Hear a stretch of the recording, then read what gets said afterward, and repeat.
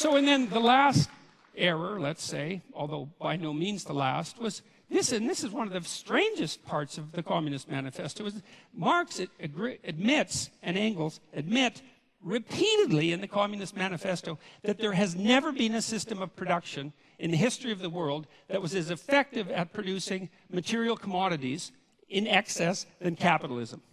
Like that's extensively documented in the Communist Manifesto. And so if your proposition is, look, we got to get as much material security for everyone as possible, as fast as we can, and capitalism already seems to be doing that at a rate that's unparalleled in human history, wouldn't the logical thing be just to let the damn system play itself out? I mean, unless you're assuming that the evil capitalists are just going to take all of the flat screen televisions and put them in one big room and not let anyone else have one.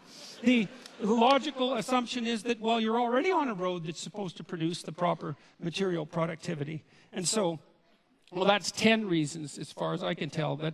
And so what I saw in that the Communist Manifesto is like seriously flawed in virtually every way it could possibly be flawed, and also all evidence that Marx was the kind of narcissistic thinker who could think. He was a very intelligent person, and so was Engels. But what he thought, when he thought, was that what he thought was correct. And he never went the second stage, which is, well, wait a second, how could all of this go terribly wrong? And if you're a thinker, especially a sociological thinker, especially a thinker on the broad scale, a social scientist, for example, one of your moral obligations is to think, you know, you might be wrong about one of your fundamental axioms, or 2 or 3 or 10, and as a consequence, you have the moral obligation to walk through the damn system and think, well, what if I'm completely wrong here and things invert and go exactly the wrong way? And like, I just can't understand how anybody could come up with an idea like the dictatorship of the proletariat, especially after advocating its implementation with violent means, which is a direct part of the Communist Manifesto, and actually think, if they were thinking, if they knew anything about human beings and the proclivity for malevolence that's part and parcel of the individual human being, that could do anything but lead to a special form of hell, which is precisely what did happen. And so I'm going to close, because I have 3 minutes, with a bit of evidence as well that Marx also thought that what would happen inevitably as a consequence of capitalism is the rich would get richer and the poor would get poorer. So there would be inequality. And the first thing I'd like to say is, we do not know how to set up a human system of economics without inequality. No one has ever managed it, including the communists. And the form of inequality changed, and it's not obvious by any stretch of imagination that the free market economies of the West have more inequality than the less free economies in the rest of the world. And the one thing you can say about capitalism is that although it produces inequality, which it absolutely does, it also produces wealth. And all the other systems don't. They just produce inequality.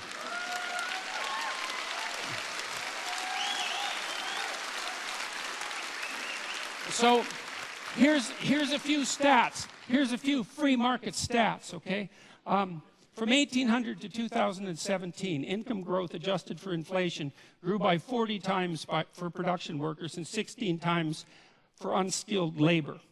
Well, GDP rose by a factor of about 0.5 from 180 to 1800.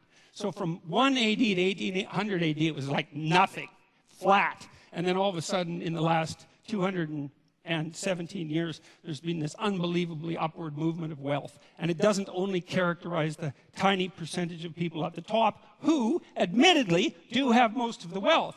The question is, not only, though, what's the inequality? The question is, well, what's happening to the absolutely poor at the bottom? And the answer to that is, they're getting richer faster now than they ever have in the history of the world. And we're eradicating poverty in countries that have adopted moderate free market policies at a rate that's unparalleled. So here's an example. The UN millennial, one of the UN millennial goals was to reduce the the rate of absolute poverty in the world by 50% between 2000 and 2015. And they define that as $1.90 a day. Pretty low, you know, but you have to start somewhere. We hit that at 2012, 3 years ahead of schedule. And you might be cynical about that and say, well, it's kind of an arbitrary number, but the curves are exactly the same at $3.80 a day and $7.60 a day. Not as many people have hit that, but the rate of increase towards that is the same. The bloody UN thinks that we'll be out of poverty defined by $1.90 a day by the year 2030. It's unparalleled. And so the rich may be getting richer, but the poor are getting richer too. And that's not the... Look, I'll leave it at that because I'm out of time. But I'll leave it with this.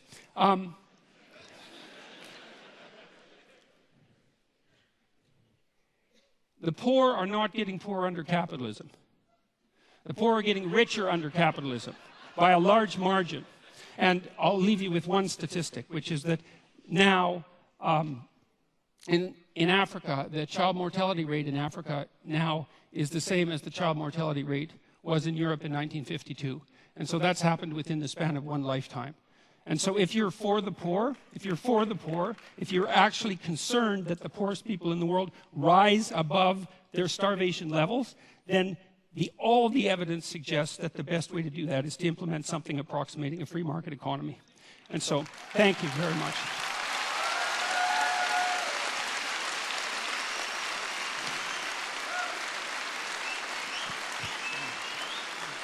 I can sit there. It has helped me a lot. Okay. Thank you, Dr. Peterson. Dr. Zizek. Thank you.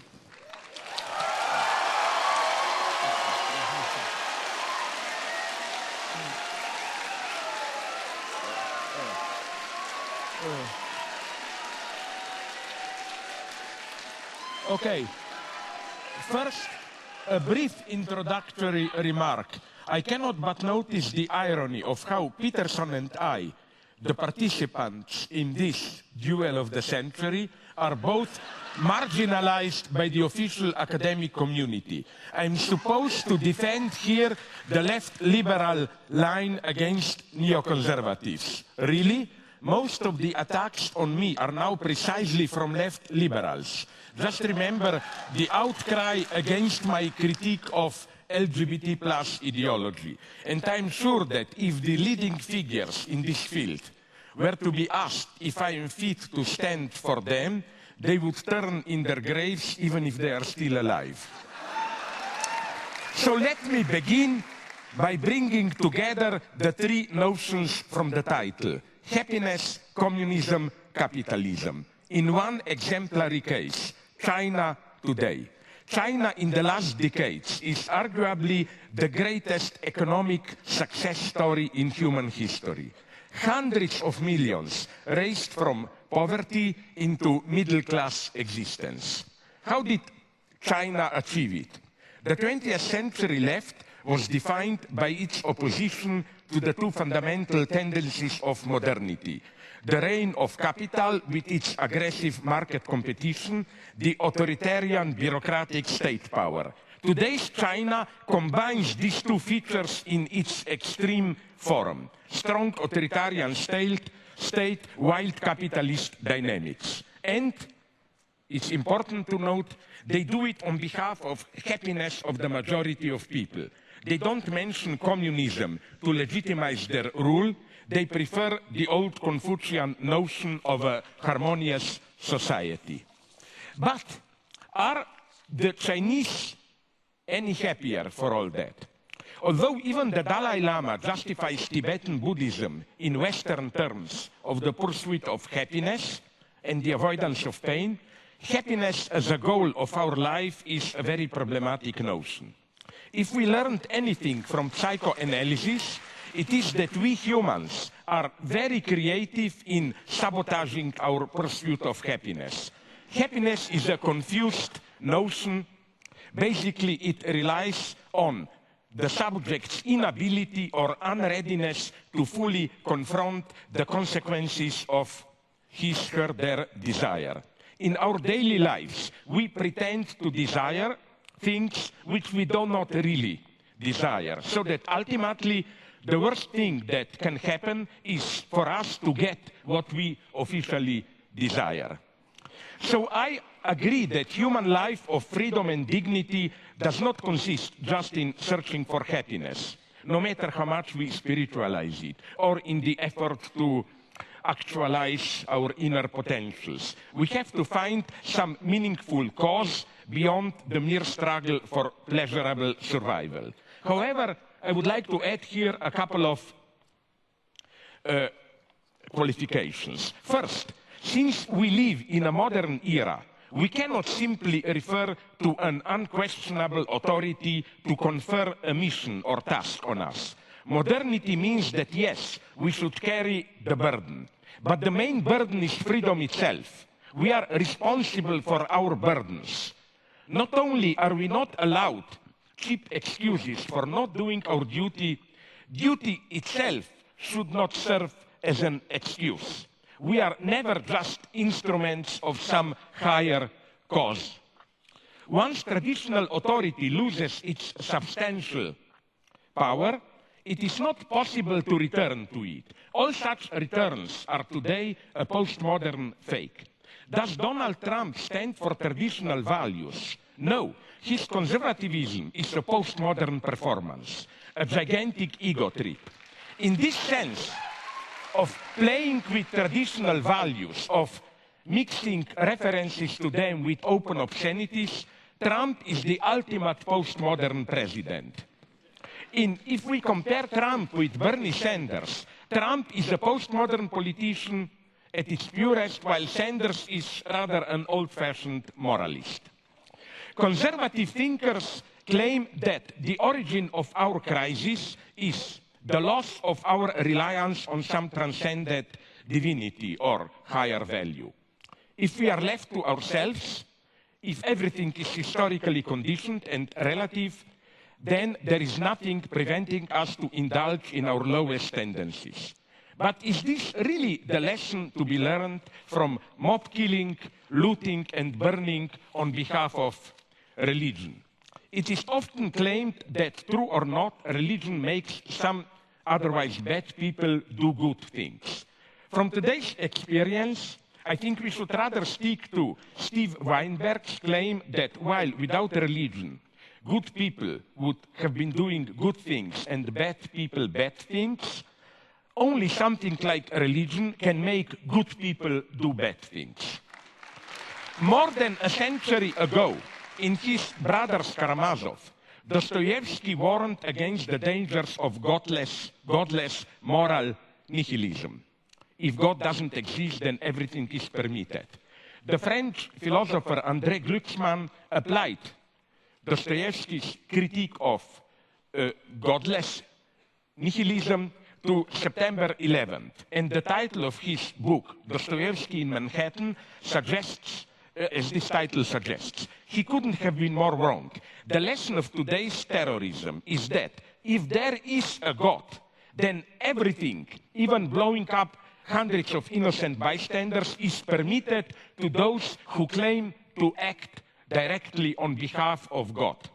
The same goes also for godless Stalinist communists. They are the ultimate proof of it. Everything was permitted to them since they perceived themselves as direct instrument of their divinity, of the historical necessity of progress towards communism. That's the big problem of ideologies. How to make good, decent people do horrible things. Second, yes, we should carry our burden, accept the suffering that goes with it. But a danger lurks here, that of a subtle reversal. Don't fall in love, that's my position, with your suffering. Never presume that your suffering is in itself a proof of your authenticity. Renunciation of pleasure can easily turn into pleasure of renunciation itself. For example, an example not from neoconservatives. White left liberals love to denigrate their own culture and blame Eurocentrism for our evils. But it is instantly clear how this self-denigration brings a profit of its own. Through this renouncing of their particular roots, multicultural liberals reserve for themselves the universal position, graciously soliciting others to assert their particular identity. White multiculturalist liberals embody the lie of identity politics. Next point. Jacques Lacan wrote something paradoxical but deeply true, that even if what a jealous husband claims about his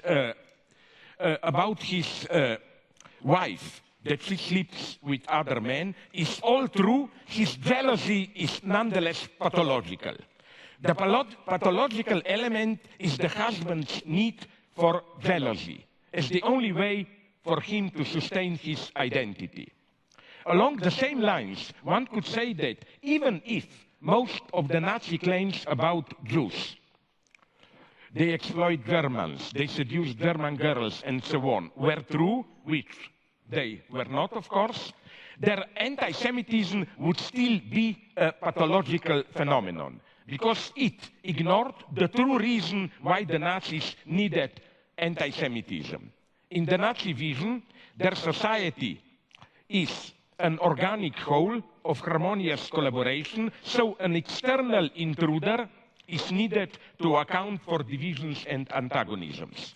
The same holds for how today, in Europe at least, the anti-immigrant populists deal with the refugees. The cause of problems which are, I claim, immanent to today's global capitalism is projected onto an external intruder. Again, even if the reported incident with the refugees, there are great problems, I admit it. Even all these reports are true. The populist story about them is a lie.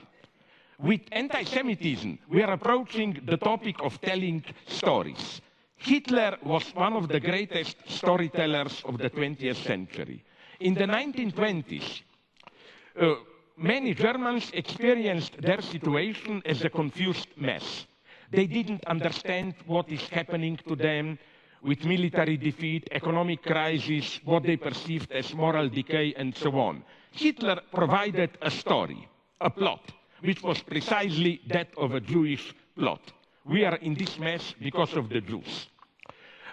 That's what I would like to insist on. We are telling ourselves stories about ourselves in order to acquire a meaningful experience of our lives. However, this is not enough. One of the most stupid wisdoms, and they are mostly stupid, is an enemy is someone whose story you have not heard. Really? Are you also ready to affirm that Hitler was our enemy because his story was not heard? The experience that we have of our lives from within, the story we tell ourselves about ourselves in order to account for what we are doing is, and this is what I call ideology, fundamentally a lie. The truth lies outside in what we do. In a similar way, the alt-right obsession with cultural Marxism expresses the rejection to confront the fact that the phenomena they criticize as the effect of the cultural Marxist plot, moral degradation, sexual promiscuity, consumerist hedonism, and so on, are the outcome of the immanent dynamic of capitalist societies.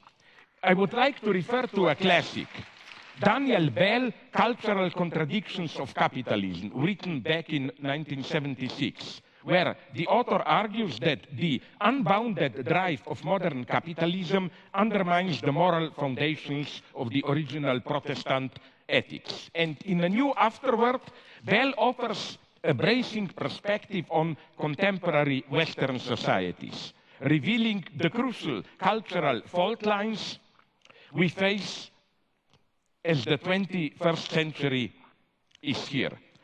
The turn towards culture as a key component of capitalist reproduction and, concomitant to it, the commodification of cultural life itself, are, I think, crucial moments of capitalist expanded reproduction. So the term cultural Marxism, I think, plays the same role as that of the Jewish plot in anti-Semitism. It projects or transposes some immanent antagonism, however you call it, ambiguity, tension, of our socio-economic life onto an external cause. In exactly the same way, now let me give you a different, more problematic example. In exactly the same way, liberal critics of Trump and alt-right never seriously asked how our liberal society could give birth to Trump. In this sense, the image of Donald Trump is also a fetish, the last thing a liberal sees before confronting actual social tensions. Hegel's motto, evil resides in the gaze which sees evil everywhere, fully applies here. The very liberal gaze which demonizes Trump is also evil because it ignores how its own failures opened up the space for Trump's type of patriotic populism. Next point. One should stop blaming hedonist egotism for our woes. The true opposite of egotist self-love is not altruism, a concern for the common good, but envy, resentment, which makes me act against my own interests. This is why, as many perspicuous philosophers clearly saw, evil is profoundly spiritual, in some sense more spiritual than goodness. This is why egalitarianism itself should never be accepted at its face value. It can well secretly invert the standard renunciation accomplished to benefit others. Egalitarianism often de facto means I am ready to renounce something so that others will also not have it. This is, I think, now comes the problematic part for some of you, maybe the problem with political correctness. What appears as its excesses, its regulatory zeal, is, I think, an impotent reaction that masks the reality of a defeat. My hero is here a black lady, Tarana Burke, who created the Me Too campaign more than a decade ago.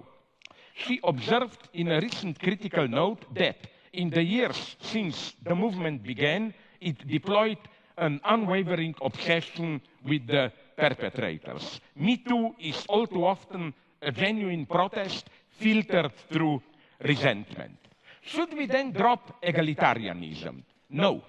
Equality can also mean, and that's the equality I advocate, creating the space for as many as possible individuals to develop their different potentials. It is, that's my paradoxical claim, it is today's capitalism that equalizes us too much and causes the loss of many talents. So what about the balance between equality and hierarchy? Did we really move too much in the direction of equality? Is there in today's United States really too much equality?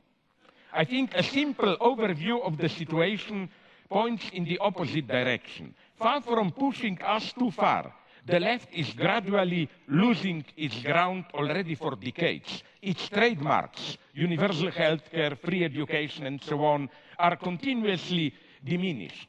Look at Bernie Sanders, and I don't idealize him, program. It is just a version of what half a century ago in Europe was simply the predominant social democracy, and it's today decried as a threat to our freedoms, to the American way of life, and so on and so on. I see no threat to free creativity in this program. On the contrary, I see healthcare and education and so on as enabling me to focus my life on more important creative issues. I see equality, this basic equality of chances, as a space for creating differences, and yes, why not, even different, more appropriate hierarchies. Furthermore, I find it very hard to ground today's inequalities, as they are documented, for example, by Piketty in his book, on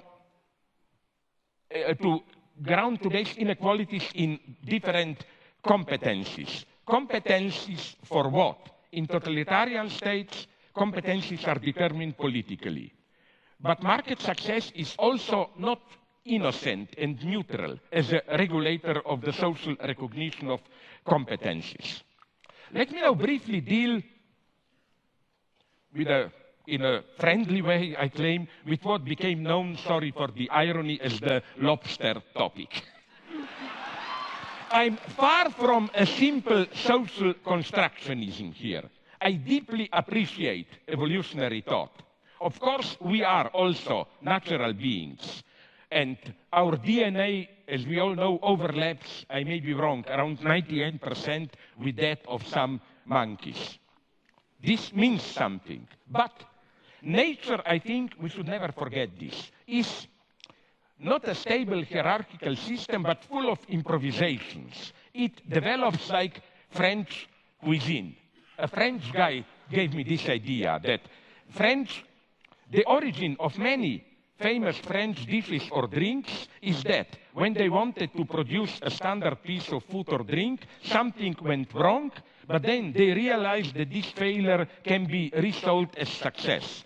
They were making cheese in the usual way, but the cheese got rotten and infected, smelling bad, and they said, oh my God, look, we have our own original French cheese. Or they were making wine in the usual way. Then something went wrong with fermentations, and so they began to produce champagne, and so on and so on.